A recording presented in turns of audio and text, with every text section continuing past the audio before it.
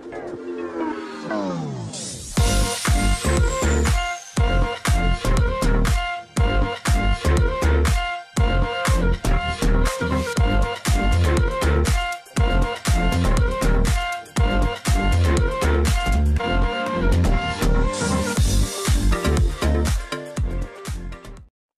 semua, selamat datang ke channel Fels Lifestyle.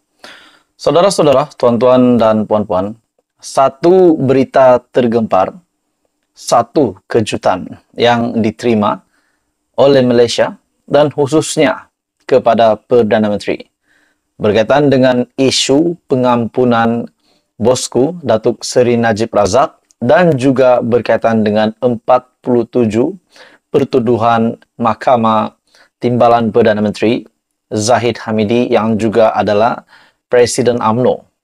Jadi banyak persoalan yang timbul di Malaysia pada ketika ini berkaitan dengan dua isu panas ini.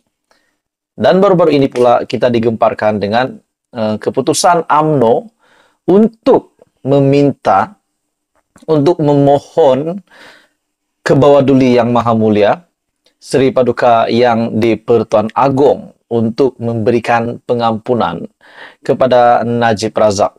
Jadi ini menjadi pertanyaan ramai orang. Akhirnya, saudara-saudara, tuan-tuan dan puan-puan, Syahbudin dari syahbudin.com, satu surat untuk Perdana Menteri. Dalam artikel ataupun dari syahbudin.com, nota kepada Anwar, fahami apa yang rakyat mahu dalam isu Najib dan Zahid Hamidi.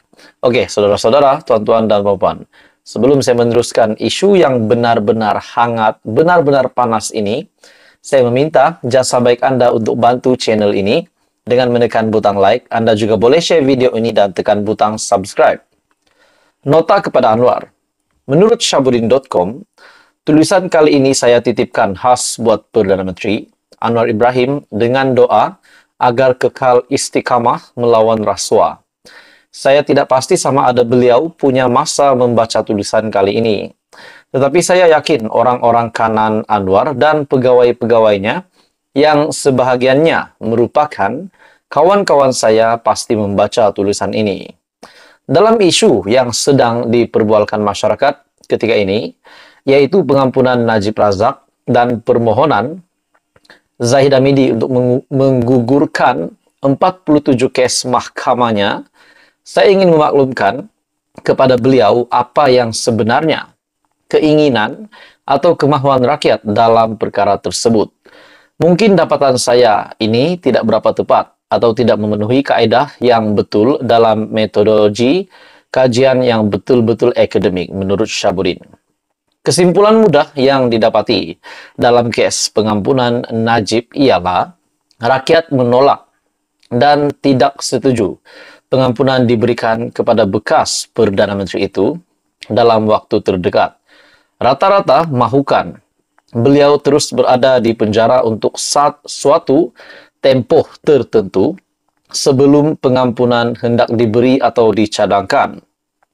Ada yang mahu beliau berada di penjara sekurang-kurangnya selama 4 tahun dan ada yang mahu 6 tahun sebelum pengampunan diberikan, bahkan tidak kurang yang ingin biarlah sehingga tamat pengajian di penjara Kajang selama 12 tahun.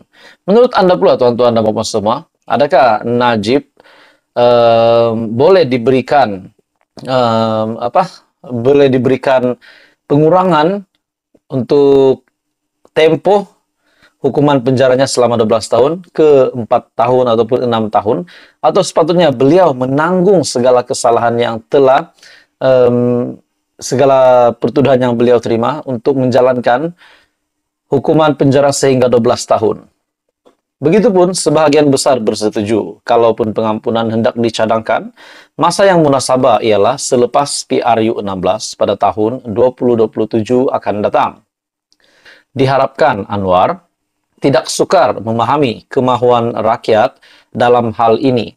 Dan jika beliau masih ada keraguan, bolehlah cuba membuat hantaran di FB atau Twitter dengan ayat berapa lama rakyat Malaysia mahu Najib berada di penjara. Dan kemudian lihatlah sendiri komen-komen yang diperolehi.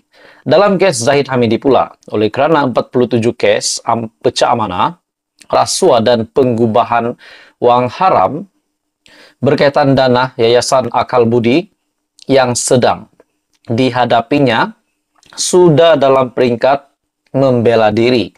Rakyat tidak setuju sama sekali jika peguam negara bertindak menggugurkannya.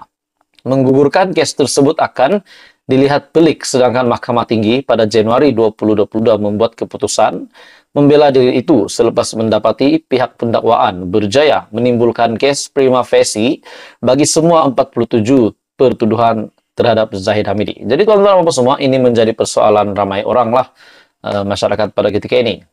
Apakah Datuk Seri Anwar Ibrahim akan lakukan berkaitan dengan dua isu ini? Dan adakah yang di Pertuan Agong Al-Sultan Abdullah Riayatuddin Al-Mustafa Billah Shah pun akan memberikan pengampunan ataupun mungkin mengikut pada beberapa cadangan sebentar tadi yang ada di dalam Syahbudin.com, yaitu pengurangan tempo hukuman penjara Najib Razak ke 4 ataupun 6 tahun.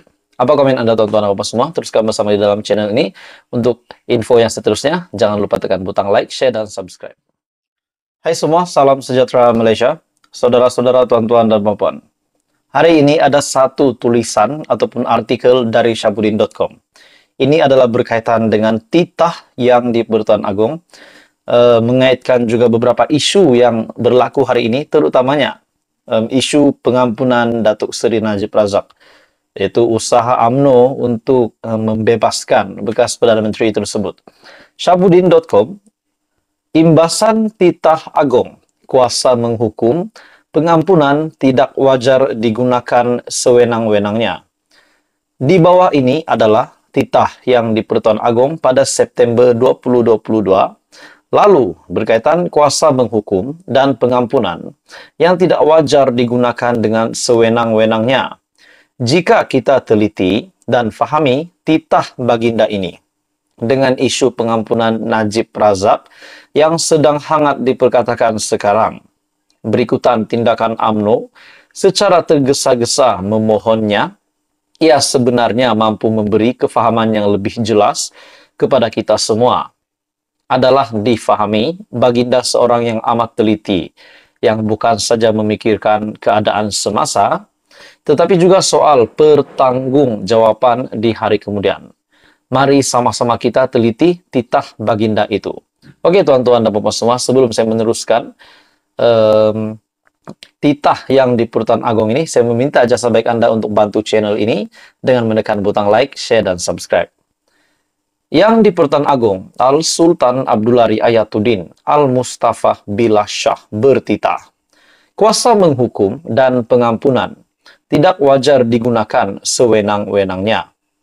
Titah baginda, sekiranya undang-undang tidak dilaksanakan secara konsisten dan adil, ia bermakna penggubalan sesuatu undang-undang itu telah ternoda.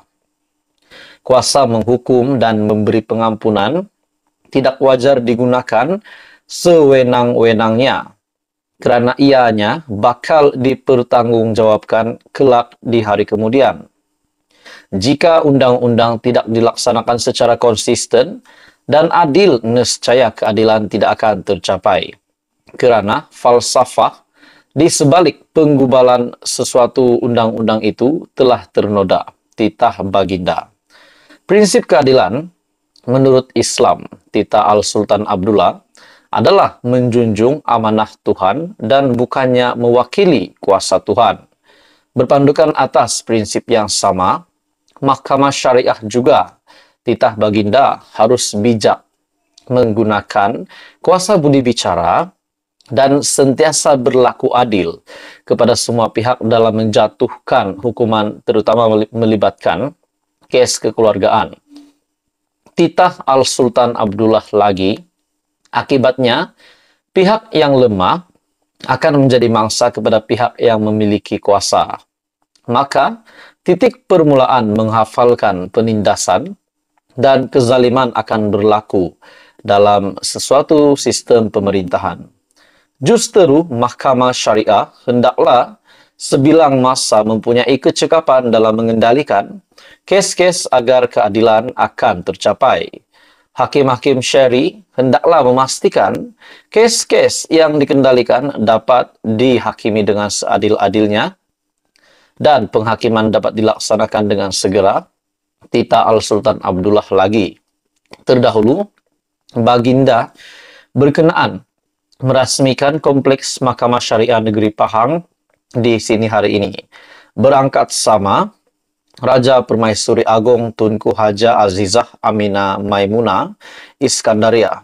Kompleks yang siap dibina sepenuhnya pada 23 September 2021 itu menelan belanja kira-kira Rm44,75 juta.